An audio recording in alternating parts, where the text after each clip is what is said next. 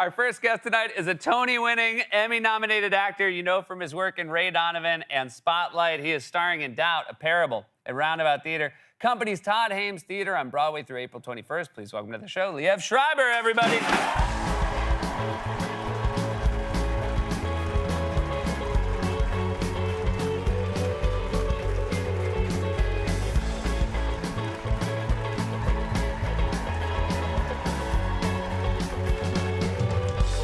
Welcome back. Thank you. Thank you for making time for us. And tonight you're going to go and do a show tonight. Yeah, that's going to be an interesting one. You'll be all right. Yeah, You'll be all right. You've described Doubt as a perfect play.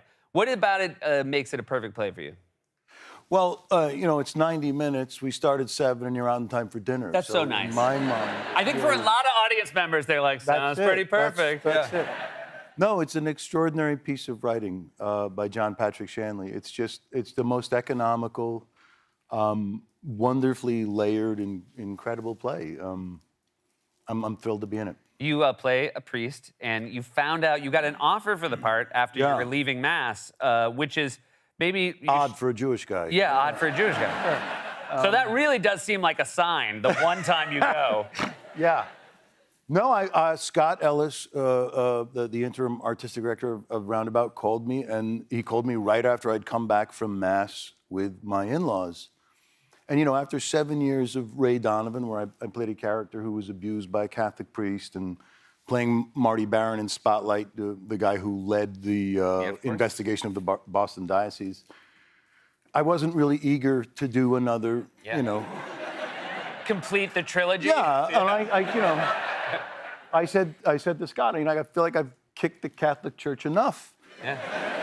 And I also felt like, you know, going to this Mass in my small town in Montauk was really kind of moving to me. And after, you know, Scott and I worked it out, I went to a lot of Masses. A friend of mine, Rob McKinley, and I started like going to every Mass we could as a sort of like a research thing. Would you go to multiple Masses a day? Multiple Masses, yes, Wow. We would go to 2 Masses a day. Wow. I mean, I would go to 2 Masses. It was interesting. That's amazing for a Jewish guy to be so much better a Catholic than... You know... Yeah. I'm actually wearing a Catholic medallion now. I'm making a transition. No. Did you? Could you tell the difference between a good and a bad sermon? I mean, going to a bunch. Absolutely. Okay, great. So there are good ones. Yeah, there's a pragmatism. I said that in a way that made it sound like I I'm almost shocked. missed it. Yeah. No, No, I didn't mean to. No, I realized thank you. the I almost audience missed heard it, and that was an accident. I heard the laugh, and I was like, oh no. Yeah, no, absolutely. You know, I mean, maybe you don't know. Well, it's about a performer, right? Well, it's about reaching the congregation. Yeah. It's about talking about things that people care about.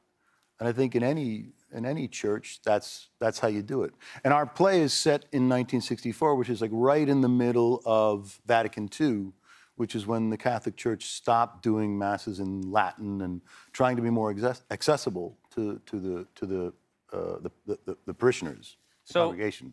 For those that don't know the story, this is about this is about a priest who's accused of sexual misdeeds, and it's also about the rush to judgment when someone is accused.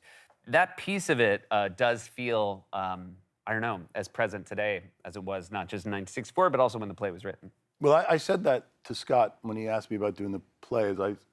Aside from my hesitance about like poking organized religion any more than the beating it's already taking, was that piece about what does this play say 20 years later?